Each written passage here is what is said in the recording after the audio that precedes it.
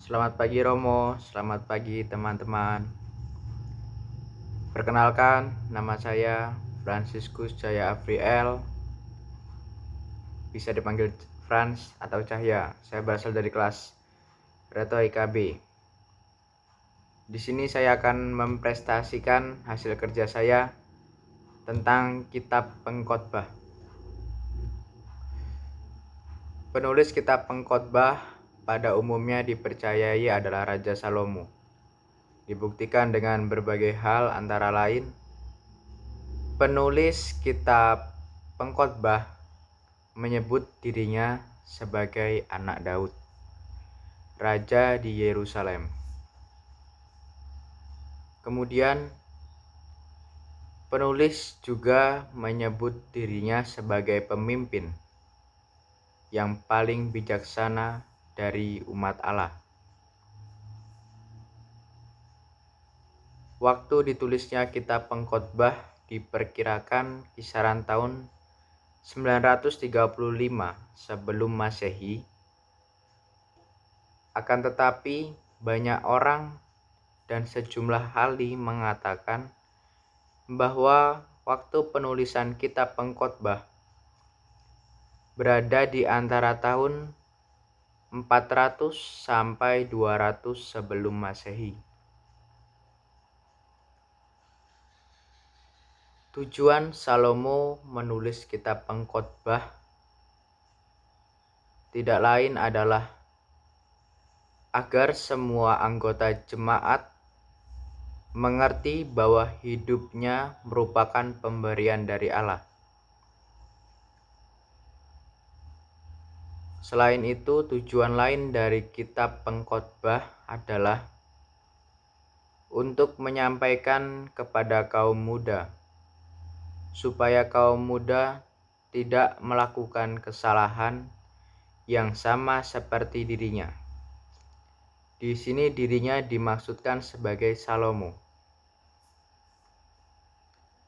Sekalipun orang muda harus menikmati masa muda mereka, tetapi mereka pun harus lebih mementingkan untuk mengabdikan diri kepada Sang Pencipta dan membulatkan tekad untuk takut akan Allah dan berpegang pada perintahnya.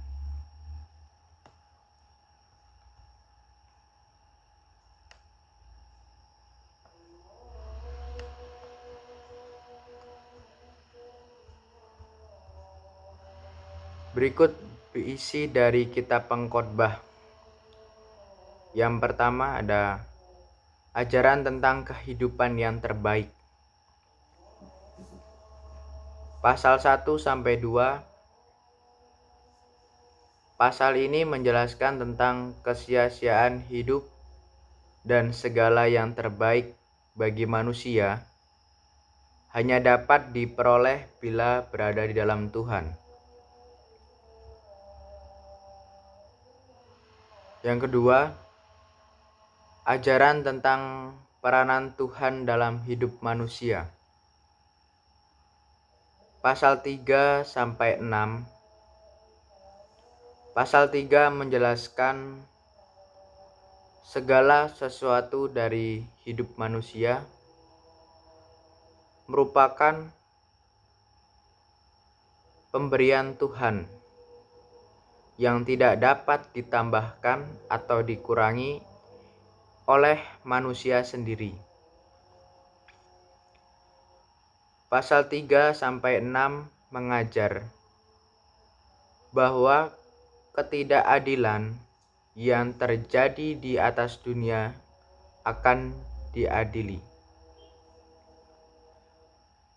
Segala usaha manusia yang berdasarkan kekuatannya sendiri pada hakikatnya adalah perbuatan yang sia-sia, dan segala kekayaan yang mereka miliki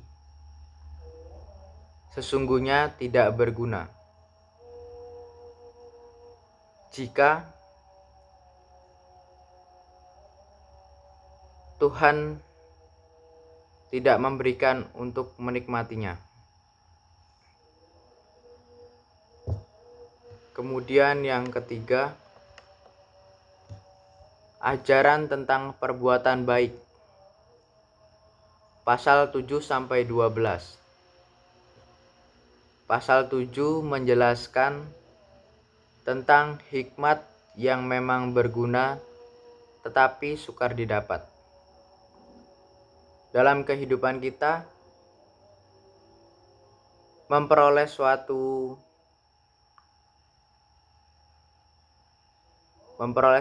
kebaikan memang tidak gampang. Hal itulah yang mau dikatakan tentang hikmat yang memang berguna tetapi sukar untuk didapat.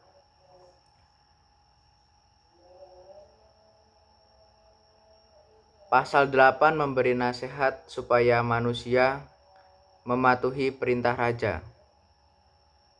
Karena raja di sini melambangkan pemerintahan manusia sebagaimana yang ditetapkan oleh Allah sendiri. Kesimpulan pasal 11-12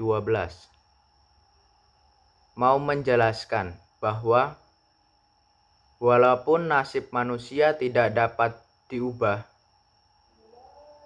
namun tetap dituntut untuk bekerja dengan rajin, karena hidup manusia adalah sia-sia. Maka kita harus hidup dengan iman kepada Allah sendiri.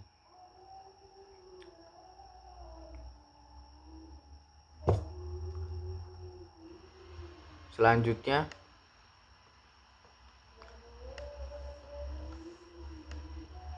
kesimpulan dan kesan yang saya dapatkan. Kesimpulan dari kitab Pengkhotbah adalah ingin mengajarkan kepada kita bahwa hidup yang tanpa iman kepada Allah merupakan hidup yang sia-sia. Kitab Pengkhotbah juga mau mengajarkan kepada kita bahwa memiliki pengetahuan tanpa disertai iman kepada Allah sebenarnya adalah kesia-siaan. Kesan yang saya dapat dari kitab Pengkhotbah, di sini saya menjadi lebih tahu bahwa setiap manusia harus mempunyai iman yang teguh kepada Allah. Karena jika diri kita mempunyai iman yang teguh kepada Allah, segala sesuatu yang tidak mungkin akan mungkin. Segala sesuatu dapat kita lakukan dengan baik, dan pada akhirnya akan memperoleh hasil yang maksimal.